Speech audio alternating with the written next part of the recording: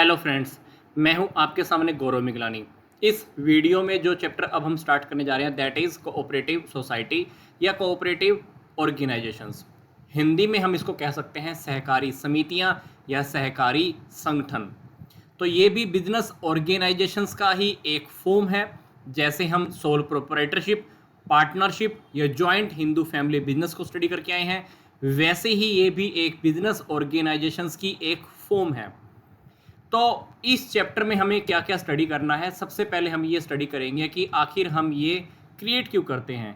तो ये हम सबसे पहले डिस्कस करेंगे। देन हम डिस्कस करेंगे कि इन सोसाइटीज़ का मीनिंग क्या होता है, इनकी फॉर्मेशन, इनका रजिस्ट्रेशन कैसे होता है, इनके फीचर्स क्या हैं, फिर हम मेरिट्स, लिमिटेशंस और इन सोसाइटीज़ की कौन कौन सी टाइप्स हैं ये डिस्कस करने वाले हैं। तो ये 7 टॉपिक्स हैं। वीडियो को आप लास्ट तक जरूर देखिएगा। टॉपिक स्टार्टिंग में ही आप एक बार समझ लेंगे तो आप इस टॉपिक को बहुत जल्दी कवर कर पाएंगे। तो सबसे पहले हम ये जान लेते हैं कि आखिर क्यों हम इस प्रकार की सोसाइटीज़ को जनरेट करते हैं। तो हम एक एग्जाम्पल के थ्रू समझ लेते हैं। मान लीजिए ये 4 कस्टमर हैं, 1 2 3 4। ये 4 कस्टमर्स हैं और इन चारों कस्टमर्स ने एक कोल्ड ड्रिंक्स का बॉक्स परचेज करना है, जिस बॉक्स में 24 बॉटल्स हैं और एक बॉक्स की कीमत कितनी है 200। एक बॉक्स की प्राइस कितनी है 200। अब सोच के देखिए, अगर ये चारों कस्टमर्स अलग अलग इस बॉक्स को परचेज करें तो हर एक पर्सन को, हर एक कस्टमर को क्या पे करना पड़ेगा, 200 200 200 और 200। मतलब अल्टीमेटली अगर ये चारों अलग अलग परचेज करते हैं तो इनको 800 रुपीज़ एक्सपेंस करना पड़ेगा। अब मान लीजिए इन लोगों को ये पता लग गया कि भाई अगर हम चारों मिलकर परचेज करें तो परचेज करना और ज़्यादा सस्ता हो जाएगा। तो इन चारों ने मिलकर क्या किया, एक फैक्ट्री से कांटेक्ट किया कि भाई हमको एक कोल्ड ड्रिंक्स का बॉक्स चाहिए, बट वो मार्केट में हमको 200 रुपये का मिल रहा है। तो पर पर्सन 200 रुपये के हिसाब से हमारा तो 800 रुपये का खर्चा हो जाएगा। तो इन्होंने फैक्ट्री वाले से बोला, तो फैक्ट्री वाले ने बोला कि ठीक है, मैं तुमको एक बॉक्स 150 रुपीज़ का दे सकता हूँ, बट तुमको मिनिमम 5 बॉक्सेस परचेज करने होंगे। तो इन 4 लोगों ने क्या किया, मिलकर 5 बॉक्सेस परचेज कर लिए, पर एक बॉक्स कितने का इनको मिला, 150 के अकॉर्डिंग। तो अल्टीमेटली चारों लोगों का मिलकर कितने रुपए खर्च हो गए, 750 रुपीज़ खर्च हो गए। पहले देखिए, अगर ये चारों लोग मिलकर परचेज नहीं कर रहे थे, जब ये अकेले अकेले परचेज कर रहे थे तब खर्चा कितना हो रहा था, 800। बट इन चारों लोगों ने जब मिलकर परचेज किया तो चारों लोगों के मिलकर परचेज करने की वजह से इनका कितना खर्चा हुआ, 750। तो मतलब साथ मिलकर जब इन्होंने काम किया, साथ मिलकर जब इन्होंने परचेज किया, तो अल्टीमेटली इनको 50 रुपीज़ की सेविंग तो हुई और एक बॉक्स एक्स्ट्रा भी सेव हुआ है, क्योंकि इन्होंने पहले 4 बॉक्स परचेज करने थे तो 800 रुपीज़ लग रहे थे, अभी 5 बॉक्स के ही सिर्फ कितना रुपीज़ लगे इनके, 750। तो अल्टीमेटली जब इन लोगों ने मिलकर परचेज की तो इनके पास 50 रुपीज़ भी सेव हो गए और एक बॉक्स जिसके अंदर 24 बॉटल्स है ये भी सेविंग हो गई। तो अगर हम मिलकर काम कर रहे हैं, मिलकर परचेज कर रहे हैं, तो हर पर्सन को कितने रुपीज़ का सेव हुआ, हर पर्सन को 6 बोतल एक्स्ट्रा मिल गई और हर पर्सन को 12.5 रुपये एक्स्ट्रा सेव हो गए। तो मतलब जब ये लोग मिलकर परचेज कर रहे हैं, जब इन्होंने एक सोसाइटी बनाई, उस सोसाइटी के अकॉर्डिंग इन्होंने जब मिलकर परचेज किया तो उन्होंने इस सोसाइटी को क्या नाम दे दिया, कंज्यूमर्स कोऑपरेटिव सोसाइटी। अगर ये अलग अलग परचेज कर रहे थे तो इनका 800, बट जब मिलकर परचेज किया तो इनको कुछ सेव ही हुआ है, इनकी सेविंग्स ही हुई हैं। तो इसलिए इन्होंने क्या किया, कंज्यूमर्स कोऑपरेटिव सोसाइटीज़ बनाकर परचेज किया। अब जब कंज्यूमर कोऑपरेटिव सोसाइटी बनाकर परचेज किया तो हमने क्या देखा कि इसके अंदर इस सोसाइटी को बनाने वाला कौन है, कस्टमर ही तो थे। हमने क्रिएट क्यों किया, क्योंकि हम सीधा फैक्ट्री से परचेज करना चाहते थे। हम नहीं चाहते थे कि हम होलसेलर या रिटेलर से परचेज करें। हमको ये पता लग गया कि अगर हम फैक्ट्री से डायरेक्ट परचेज कर लें तो हमको कुछ सेविंग्स हो जाएंगी और हम शोषण से भी बच जाएंगे, और मिडल मैन जो बीच में जो पैसा खाता है वो भी नहीं खा पाएगा। अब इस प्रकार की ऑर्गेनाइजेशन सोसाइटीज़ को बनाने का ऑब्जेक्टिव क्या होगा? इससे हम एक तो मिडल मैन से बच जाएंगे, जब भी हमको सप्लाई चाहिए होगी हम रेगुलर सीधी सप्लाई हम फैक्ट्री से ले लेंगे और हमको अच्छी क्वालिटी का प्रोडक्ट भी मिलने वाला है। क्योंकि कभी कभी क्या होता है, जो मिडल मैन है, रिटेलर है, ये तो मिलावट भी कर देता है, बट अब हमने क्या किया, डायरेक्टली फैक्ट्री से परचेज कर लेनी है। तो ये कंज्यूमर कोऑपरेटिव सोसाइटी, ये मैंने आपको एक एग्जाम्पल के रूप में समझा दी कि हमने क्या किया, सब ने मिलकर काम किया। एक एग्जाम्पल मैं आपको और देता हूँ। अब मान लीजिए छोटे छोटे प्रोड्यूसर्स हैं, इनकी मान लो छोटी छोटी फैक्ट्रीज हैं, ये 4 लोग हैं, ABCD। अब इन चारों लोगों के साथ प्रॉब्लम क्या आती है, ये चारों लोग जब गुड्स या कच्चा माल खरीदते हैं तो कच्चा माल इनको महंगा पड़ता है और इनको सेल करने में भी दिक्कत आती है, क्योंकि ये हर कोई अपने अपने लेवल पे भी सेल करता होगा तो इनको प्रॉब्लम्स आती होंगी। बट इन 4 लोगों ने मिलकर डिसाइड किया क्यों ना मिलकर काम किया जाए। मिलकर काम करेंगे तो रॉ मटेरियल इकट्ठा खरीद लेंगे, इकट्ठा खरीदेंगे तो क्या होगा, सस्ता पड़ेगा। एक साथ मिलकर सेल करेंगे तो हमको वहां पर भी बेनिफिट हो जाएगा। तो इन्होंने इस बेनिफिट को लेने के लिए क्या किया, सोसाइटी बना ली। इस सोसाइटी को इन्होंने नाम दिया प्रोड्यूसर्स कोऑपरेटिव सोसाइटी। तो इसका टारगेट क्या है, इस प्रकार की सोसाइटी का टारगेट क्या है, एक तो रॉ मटेरियल हमको सस्ता मिल जाएगा, रॉ मटेरियल हमको टाइम पे मिल जाएगा, टूल्स हम इकट्ठे परचेज कर सकते हैं, मशीन्स इकट्ठी परचेज कर सकते हैं, और सेल्स करने में भी हेल्प हो जाएगी। तो सोसाइटी क्या करने वाली है, जब सोसाइटी बन जाएगी तो सोसाइटी इन चारों प्रोड्यूसर्स की छोटी छोटी फैक्ट्रीज वालों की हेल्प कर देगी। भाई तुमको कच्चा माल सस्ते में मिल जाएगा, तुमको टूल्स मिल जाएंगे, तुमको मशीनें मिल जाएंगी और तुम्हारी सेल्स में भी हेल्प हो जाएगी। तो इसलिए हमने क्या देखा कि जब कुछ लोग मिलकर काम करते हैं तो अल्टीमेटली बेनिफिट मेंबर्स को हो जाता है, उनकी सेविंग्स हो जाती है। तो इसीलिए हम क्या बनाते हैं, कोऑपरेटिव ऑर्गेनाइजेशन और सोसाइटीज बनाते हैं। तो अब हम चलते हैं हमारे चैप्टर की और चैप्टर की थीम बुक्स के अकॉर्डिंग देख लेते हैं क्या है। तो सबसे पहले हमको स्टडी करने को मिल रहा है कोऑपरेटिव ऑर्गेनाइजेशन का मीनिंग क्या है। सिंपल सी बात, हमको क्या करना है, सहयोग करके काम करना है, एक दूसरे के साथ मिलकर काम करना है। तो हम कलेक्टिवली काम कर रहे हैं, each for all and all for each. इसका मतलब प्रत्येक सबके लिए और सब प्रत्येक के लिए, हम एक दूसरे की हेल्प करने के लिए मिलकर काम कर रहे हैं। तो इसका मतलब क्या है, इसमें क्या होता है, लोग अपनी छोटी छोटी सेविंग्स को इकट्ठा कर लेते हैं और जिसको पैसे की नीड होती है उसको हम पैसे फंड्स में भी दे देते हैं, उसको हम पैसा उधार देते हैं और किसी नीडी की हेल्प भी हो जाती है और हम अपने मेंबर्स को लोन भी दे सकते हैं। तो कोऑपरेटिव सोसाइटी ऐसा नहीं है कि कस्टमर्स की ही बनती है या प्रोड्यूसर्स की बनती है। अब 10 लोग हैं, 10 लोग मिलकर सोसाइटी बना लो, हर पर्सन ने क्या किया, लाख लाख रुपए इकट्ठा कर दिया। कितने रुपए इकट्ठे हो गए, 10 लाख इकट्ठे हो गए। अब 10 लाख रुपए से हम किसी एक पर्सन की हेल्प कर सकते हैं जिसको रियलिटी में पैसे की नीड है 10 लाख रुपए की। तो जब उसको नीड होगी हम उसको 10 लाख रुपए उधार दे दो और जब उसके पास पैसा आएगा वापस दे देगा। तो इस तरह से मेंबर्स क्या करते हैं, अपनी छोटी छोटी सेविंग्स को इकट्ठा कर लेते हैं और किसी नीडी की हेल्प हो जाती है, उसी सोसाइटी के मेंबर की भी हेल्प हो जाती है। तो मतलब इस सोसाइटी का जो टारगेट रहता है वो सेवा करना रहता है, सर्विस देना रहता है, एक दूसरे की फ़ायदे की बात करते हैं, हमारा प्रॉफिट कमाना हमारा टारगेट नहीं रहता। अब इस प्रकार की सोसाइटीज़ का हमें रजिस्ट्रेशंस भी कराना होता है। इसके लिए कोऑपरेटिव सोसाइटीज़ एक्ट 1912 है या आपको स्टेट कोऑपरेटिव सोसाइटीज़ एक्ट के अकॉर्डिंग रजिस्ट्रेशन कराना होता है। बंगाल, बिहार, ओडिशा, महाराष्ट्र और चेन्नई, इनका अपना सोसाइटीज़ एक्ट है। हालांकि मैंने क्या बोला कि आपको 1912 वाला फॉलो करना होता है, बट मैंने आपको 4-5 स्टेट्स के नाम बता दिए, इनके खुद के कुछ एक्ट हैं। तो वहाँ पर अगर आपको कोऑपरेटिव सोसाइटीज़ बनानी है तो उनके खुद के एक्ट के अकॉर्डिंग आप वहाँ पर रजिस्ट्रेशन करा सकते हो। तो ये हमने मीनिंग डिस्कस किया। अब हम चलते हैं कि इसका रजिस्ट्रेशन कैसे होता है। भाई इसका रजिस्ट्रेशन तो मैंने आपको बता दिया कि एक्ट है 1912, उसके अकॉर्डिंग होता है। 5 स्टेट ऐसी हैं जिनका खुद का एक्ट है। हर स्टेट के अंदर एक रजिस्ट्रार है, जिस रजिस्ट्रार के पास आपको रजिस्ट्री करानी होगी। तो अगर आपको कोऑपरेटिव सोसाइटी एस्टेब्लिश करनी है तो आपको वहाँ के रजिस्ट्रार से मिलना पड़ता है, उसको एप्लीकेशन देनी पड़ती है। एप्लीकेशन के अंदर आपको ये वाली डिटेल्स देनी होती हैं। कौन सी डिटेल्स हैं ये? सबसे पहले आपको बताना होगा कि जो आप सोसाइटी बनाने जा रहे हो उसका नेम क्या होगा, उसका पर्पस क्या है, उसकी पूरी डिटेल्स दे दो। जो भी मेंबर्स होंगे उनकी राइट्स, ड्यूटी, रिस्पॉन्सिबिलिटीज़ क्या होंगी।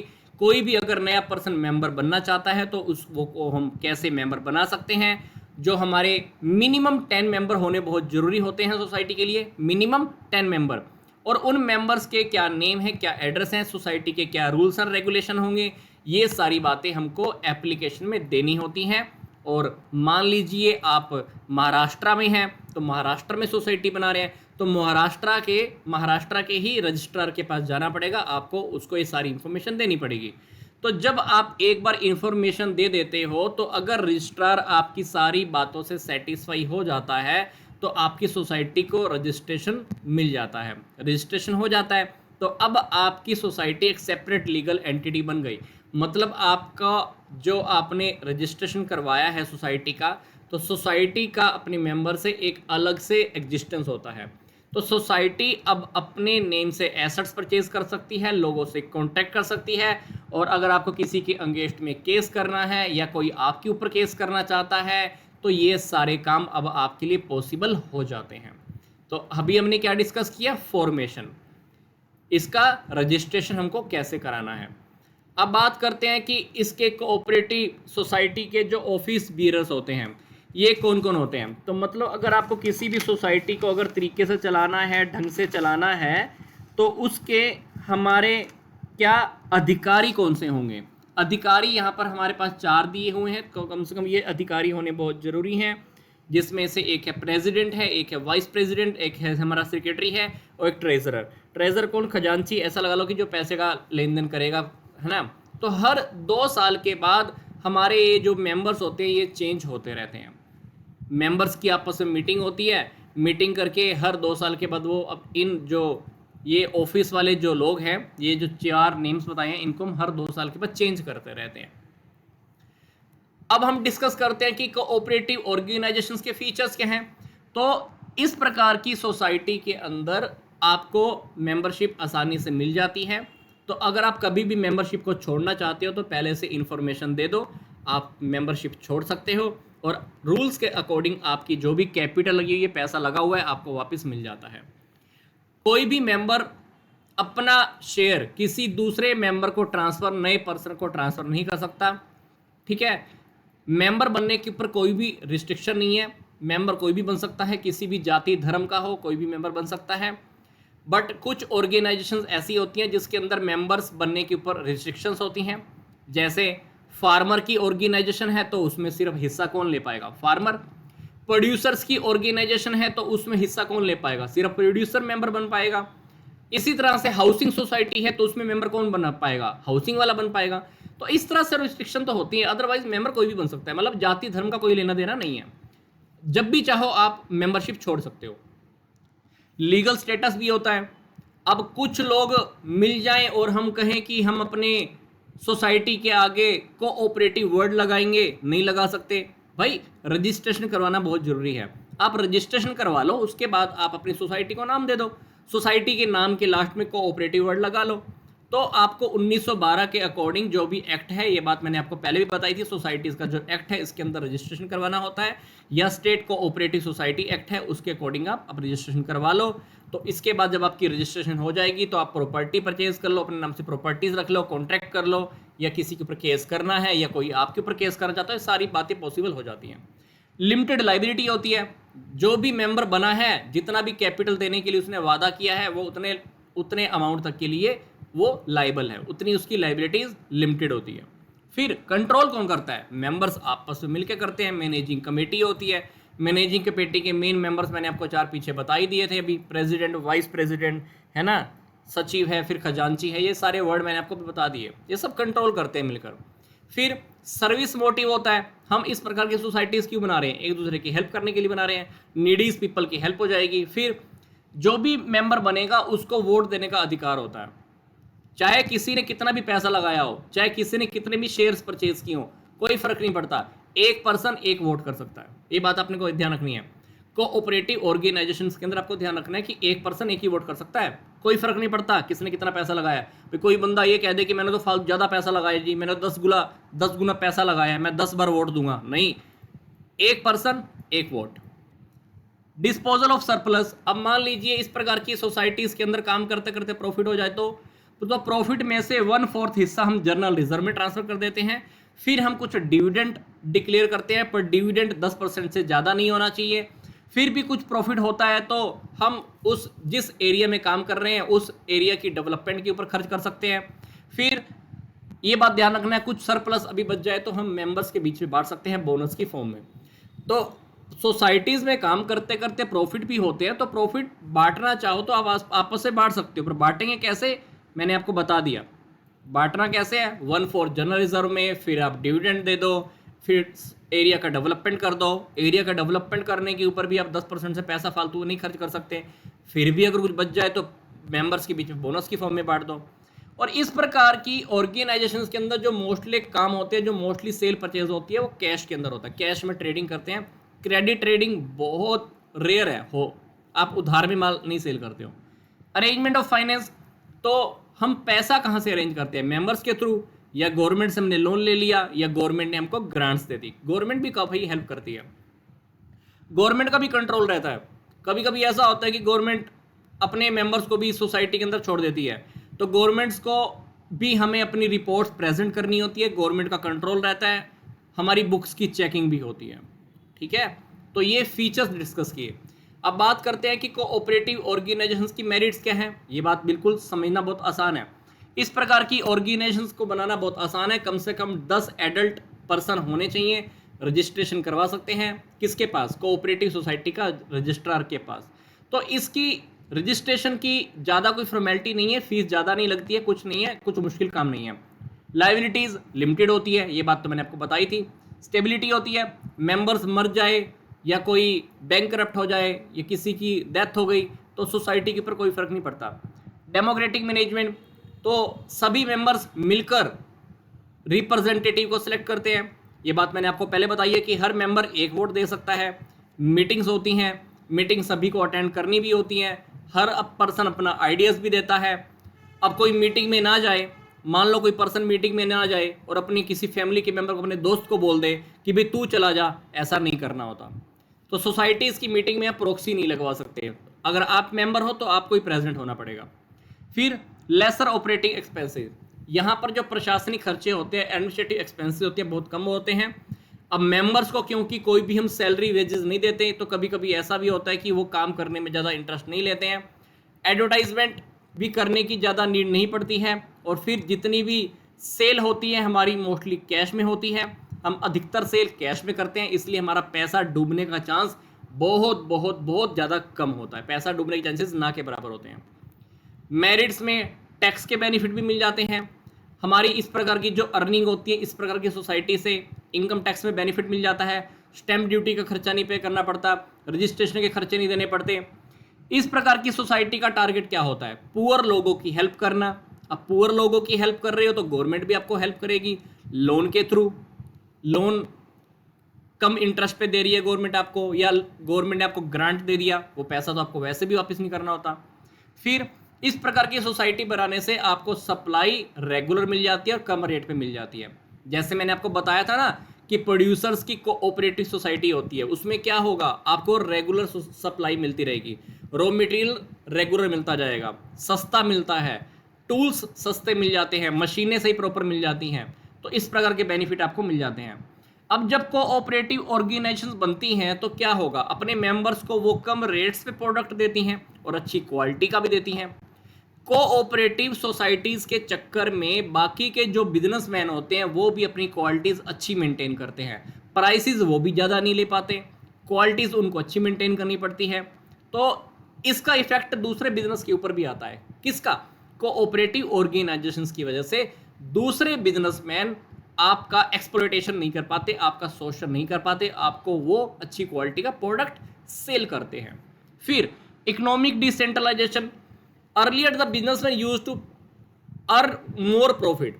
पहले क्या होता था, बिजनेसमैन ज़्यादा प्रॉफिट कमाने के चक्कर में आपको ज़्यादा प्राइसेस के ऊपर प्रोडक्ट बेचते थे। अब क्या हुआ, कोऑपरेटिव ऑर्गेनाइजेशंस आ गई, लोगों के अंदर अवेयरनेस आ गई, अब लोगों को पता लगना स्टार्ट हो गया है कि हम यहाँ से भी गुड्स खरीद सकते हैं, इकट्ठे मिलकर काम कर सकते हैं। तो जो बड़ी बड़ी कंपनीज थी उनकी मनमानी के ऊपर कंट्रोल हो गया है, तो इसका बेनिफिट आपको मिलने लगा है।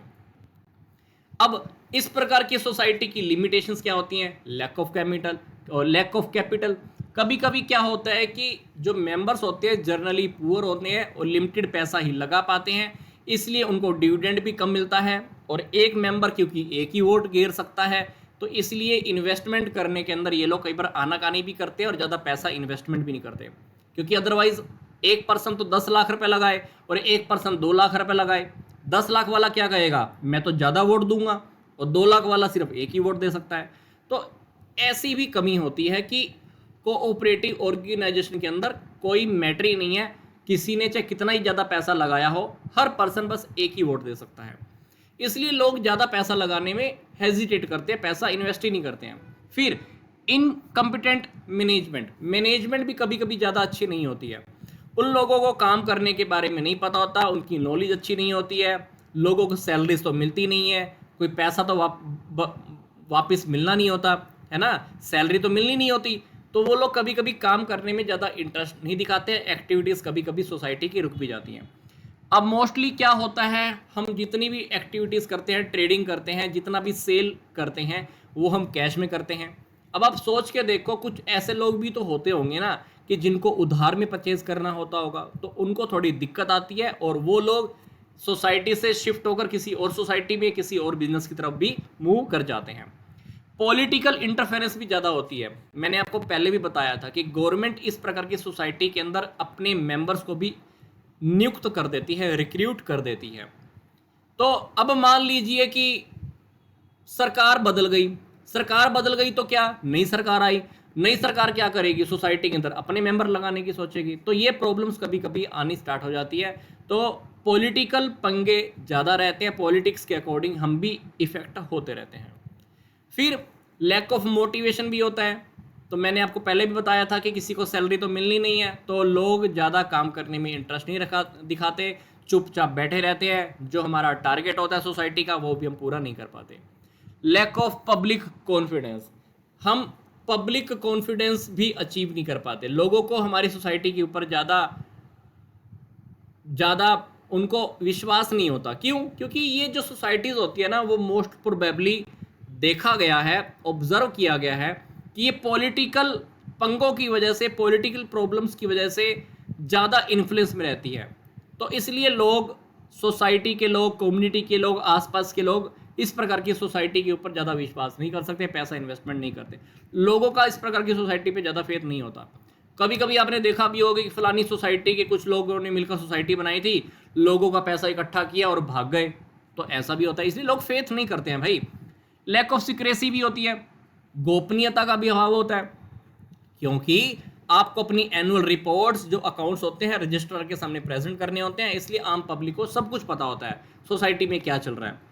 कभी क्या होता है, सोसाइटी के मेंबर्स का आपस में डिस्प्यूट चलता रहता है, वो अपने फ़ायदे के लिए कुछ भी करते रहते हैं, नुकसान सोसाइटी का होता है, लोगों की ओपिनियन आपस में, लोगों के विचार सोच आपस में नहीं मिल रहे, तो डिस्प्यूट होते रहते हैं, कॉन्फ्लिक्ट होते रहते हैं, इसलिए सोसाइटी का जो मोटिव है पूरा नहीं हो पाता, तो सोसाइटी डाउन जानी स्टार्ट हो जाती है।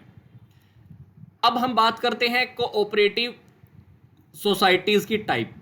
इसमें से हमने पहले 2 टाइप स्टार्टिंग में ही एग्जाम्पल की फॉर्म में स्टडी कर ली थी, consumers cooperative society and the producers cooperative society.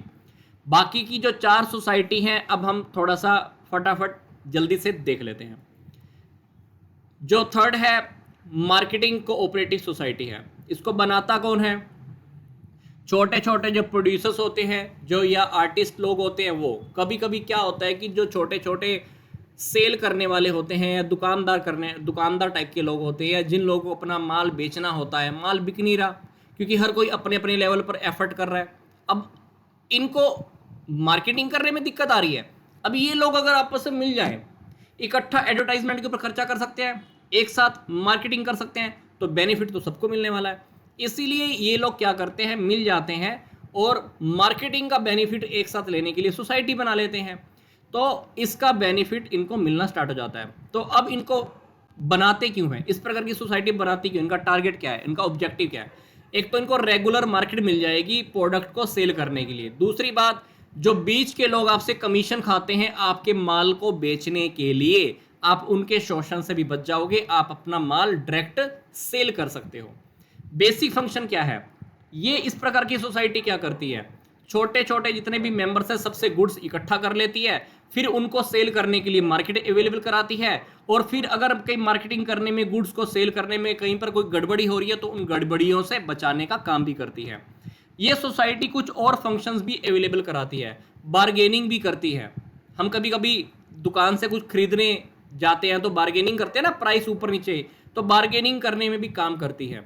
ये सोसाइटी क्या करती है, लोगों को ट्रांसपोर्टेशन, वेयर हाउसिंग, पैकिंग करने में, मार्केट की रिसर्च करने में हेल्प करती है, और खर्चे घटाने के बाद, एक्सपेंसेस घटाने के बाद अगर इस प्रकार की सोसाइटी के पास कुछ सरप्लस बचता है, प्रॉफिट बचता है, तो ये अपने मेंबर्स में डिस्ट्रीब्यूट भी कर देती है। तो ये सोसाइटी हमने क्यों बनाई, समझ लो कि मार्केटिंग करने के लिए, क्योंकि एक अकेले काम करते करते लोग अपनी मार्केटिंग, अपने प्रोडक्ट को सेल नहीं कर सकते, इसलिए कुछ लोगों ने मिलकर इकट्ठा काम शुरू कर दिया। तो आगे हम बात करते हैं कि ये क्रेडिट सोसाइटीज़ क्या होती हैं। अब मान लीजिए आपको लोन चाहिए, फिर दूसरे पर्सन को लोन चाहिए, तीसरे को भी लोन चाहिए, चौथे को लोन चाहिए, हर कोई अपने अपने लेवल पर एफर्ट कर रहा है लोन लेने के लिए। चारों लोगों को अपने अपने लेवल पर क्या आ रही है, प्रॉब्लम आ रही है, पर चारों लोगों ने मिलकर क्या किया, एक कोऑपरेटिव क्रेडिट सोसाइटी बना ली कि हम मिलकर पैसा इकट्ठा करेंगे, जितना पैसा इकट्ठा होगा उसी में से दूसरे मेंबर की हेल्प कर देंगे। तो इस प्रकार की सोसाइटी को कौन बनाता है, इस प्रकार की सोसाइटी को जनरल पर्सन बनाते हैं। किस लिए बनाते हैं, क्योंकि हर पर्सन के पास लिमिटेड रिसोर्सेज होते हैं, आपस में मिलेंगे, पैसा इकट्ठा होगा तो वो पैसा अच्छी फॉर्म में एक साथ इकट्ठा हो सकता है। अब मान लो चारों लोगों के पास 1-1 लाख रुपए है, चारों लोगों ने क्या किया, इकट्ठा कर दिया, तो कितने हो गए, 4 लाख रुपए। अब 4 लाख रुपए का तो इकट्ठा बेनिफिट ले सकते हैं। तो इस 4 लाख रुपए से क्या होगा, हम अपने दूसरे मेंबर्स की हेल्प कर सकते हैं, और हम दूसरे लोगों के अंदर सेविंग करने की हैबिट भी डाल देते हैं। इस प्रकार की सोसाइटी के अंदर क्या होता है, लोग अपना पैसा सेव करते हैं, हर महीने भी सेव करते हैं, तो लोगों की पैसे की सेविंग करने की हैबिट डल जाती है, और आप दूसरे जो पैसा उधार देने वाले लोग हैं, जो आपसे ज़्यादा इंटरेस्ट चार्ज करते हैं लोन के ऊपर, आप उनसे भी बच सकते हो। तो इस प्रकार की सोसाइटी का फंक्शन क्या है, ये लोगों से पैसा डिपॉजिट कराती है और आप लोगों को लोन देती है रीजनेबल रेट पर, इंटरेस्ट की रेट ज़्यादा नहीं होती, शर्तें भी इजी होती हैं। अदर फंक्शंस क्या हैं, ये सोसाइटी क्या करती है, शेयर कैपिटल के थ्रू, मेंबर्स और नॉन मेंबर्स के थ्रू भी पैसा इकट्ठा करती हैं, और जो हमारी सोसाइटी का मेंबर नहीं है ये उनको भी लोन देने का भी काम करती है। तो ये सोसाइटी ऐसा लगा लो कि लोगों से पैसा इकट्ठा करती है, डिपॉजिट करती है और लोगों को लोन देती है। लोन मेंबर्स को भी दिया जा सकता है और नॉन मेंबर्स को भी। इसी तरह से ही है हमारी फार्मिंग सोसाइटी, ये फार्मर्स मिलके बनाते होंगे। अब छोटे छोटे फार्मर हैं, सोच के देखो, हर किसी को प्रॉब्लम आ रही होगी, हर फार्मर अपने अपने लेवल पर अगर खाद, बीज, मशीनें, टूल्स कुछ भी खरीदता होगा, महंगा पड़ता होगा। अब सभी फार्मर्स अगर मिलकर काम करें तो क्या होगा, खाद बीज सस्ता मिल गया, जमीन के ऊपर मिलकर फसल उगाएंगे तो क्या होगा, जमीन पर अगर मिलकर फसल उगाएंगे तो फसल भी ज़्यादा उगने वाली है। तो ये बेनिफिट उठाने के लिए कुछ फार्मर्स क्या करते हैं, फार्मिंग के लिए कोऑपरेटिव फार्मिंग सोसाइटीज़ को बना लेते हैं। तो डेफिनेटली छोटे छोटे फार्मर्स होते हैं, ये फ़ायदा लेना चाहते हैं, मिलकर काम करना चाहते हैं, ताकि उनको लार्ज स्केल के ऊपर बेनिफिट मिले, प्रोडक्टिविटी उनकी ज़्यादा हो, फसल उनकी ज़्यादा पैदा होगी। फ़ायदा इनको क्या मिलता है, फ़ायदा इनको मिलता है कि इनको मॉडर्न एग्रीकल्चर इक्विपमेंट मिल जाते हैं, सस्ते बीज मिल जाते हैं, खाद जो फर्टिलाइजर्स होती है, जो खाद बीज होते हैं, इनको सस्ते मिल जाते हैं। और ये सोसाइटी क्या करती है, लोगों को फार्मिंग करने के लिए इनकरेज करती है, मोटिवेट करती है। तो इस प्रकार की सोसाइटीज़ एक इम्पोर्टेंट रोल प्ले करती है अपने मेंबर्स का काम करवाने में, उनका फ़ायदा कराने में, और छोटे छोटे जो भी फार्मर्स होते हैं वो मिलकर काम करना भी सीख जाते हैं। इसी तरह से हमारी है हाउसिंग सोसाइटी। ये सोसाइटी क्या करती होगी, लोगों को प्लॉट या हाउसेस प्रोवाइड कराती होगी, ठीक है। तो इस सोसाइटी को बनाता कौन है, जनरल पर्सन। कौन से जनरल पर्सन, वो want to have residential house. अब मान लीजिए 10 अलग अलग लोगों को घरों की जरूरत है, 10 के 10 लोगों ने घर परचेज करना है। अब 10 के 10 लोग अगर अपने अपने लेवल पर घर परचेज करें या कहीं पर जमीन परचेज करें अपने अपने लेवल पर, तो महंगी पड़ेगी। बट 10 लोगों ने क्या किया, एक साथ एक जमीन परचेज कर ली। अब जमीन एक साथ परचेज करेंगे तो सस्ती भी पड़ेगी और एक दूसरे के बेनिफिट में भी काम हो जाएगा। तो ये जर्नल पर्सन है, अपने अपने रहने के लिए मकान खरीदना चाहते हैं, मिल गए, सोसाइटी बना ली। टारगेट क्या है, हाउस और प्लॉट मेंबर्स को अवेलेबल कराना। बेसिक फंक्शन क्या है, purchasing and developing the land and constructing and allotting housing to the members, members को हाउस अलॉट कराना या उनके लिए मकान बना के देना। ये कुछ और फंक्शंस भी करती हैं। इस प्रकार की जो सोसाइटीज़ हैं बड़ी बड़ी सिटीज़ में पाई जाती हैं, इनको ज़मीन कंसेशनल रेट पे मिल जाती हैं, इसलिए मेंबर्स को बहुत बेनिफिट हो जाता है। ये कभी कभी लोगों को प्लॉट भी अवेलेबल कराती है और कुछ आपने देखा होगा कि बहुत सारी जगह पे सोसाइटीज़ बनी हुई हैं तो उनको ये मॉडर्न फैसिलिटीज़ भी देती हैं। और कभी कभी तो ऐसा भी होता है कि किसी को लोन वगैरह भी देना है तो लोन भी दे देती हैं, उसके लिए इंटरेस्ट की रेट कम रखी जाती है। तो ये क्या था, कोऑपरेटिव हाउसिंग सोसाइटी क्या काम आती है, लोगों को हाउस या प्लॉट अवेलेबल कराने के लिए। तो डेफिनेटली ये चैप्टर बहुत इजी है। अगर आपको अभी भी लग रहा है कि चैप्टर समझ में नहीं आया, इट्स ओके। वीके पब्लिकेशन की बुक में से सारा कंटेंट था।